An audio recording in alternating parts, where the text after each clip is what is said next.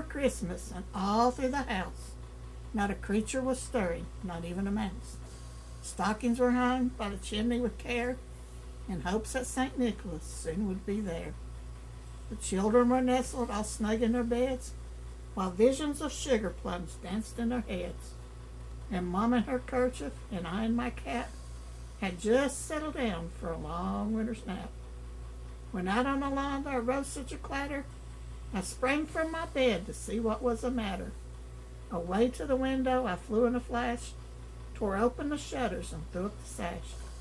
The moon on the breast of the new falling snow gave a gluster of midday to objects below, when what to my wondering eyes should appear but a miniature sleigh and 8 tiny reindeer.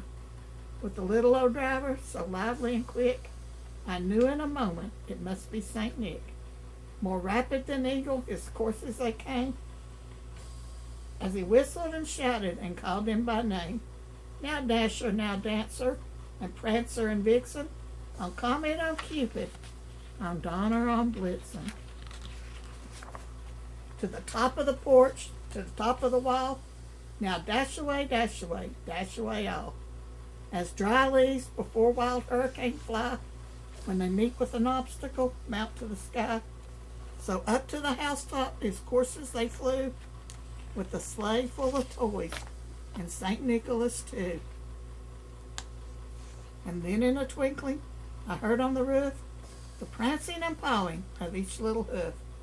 As I drew in my head and was turning around, down the chimney St. Nicholas came with a bound. He was dressed all in fur from his head to his foot. He was tarnished all over with ashes and soot. A bundle of toys he had flung on his back, and he looked like a peddler just opening his pack. His eyes how they twinkled, his dimples how merry, his cheeks were like roses, his nose like a cherry. The dry little mouth was drawn up in a bow, and the beard on his face was as white as the snow. The stump of the pipe he held tight in his teeth, and the smoke it encircled his head like a wreath. He had a broad face and a round little belly that shook when he laughed like a bowl full of jelly. He was chubby and plump, a right jolly old elf, and I laughed when I saw him in spite of myself. A wink of his eye and a twist of his head soon gave me to know I had nothing to dread. He spoke not a word, but went straight to his work.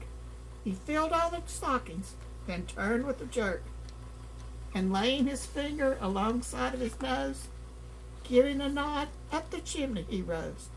He sprang to his sleigh, till his team gave a whistle, and away they all flew like the down of a thistle.